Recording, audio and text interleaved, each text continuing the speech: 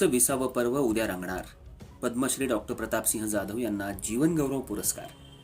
माणसातला कलाकार शोधणारा महोत्सव म्हणून गेल्या 19 वर्षात सर्वदूर वेगळी ओळख निर्माण करणाऱ्या शिवमहोत्सवाचं 20वं पर्व रविवारी दिनांक 9 मार्च रोजी सायंकाळी 4 वाजता शिवाजी विद्यापीठाच्या राजमाता जिजाऊसाहेब सभागृहात होणार आहे.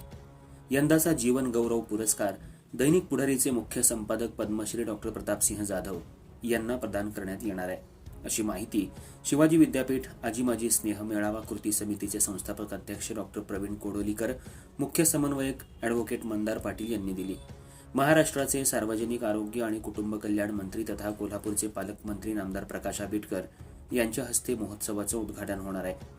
शिवाजी विद्यापीठाचे कुलगुरू डॉक्टर डी शिर्के अध्यक्षस्थानी असतील.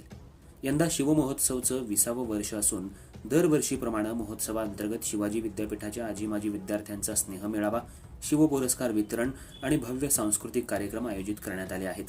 अर्थराज्य न्यूज मराठीसाठी कोल्हापूर जिल्हा प्रतिनिधी नीता गायकवाड.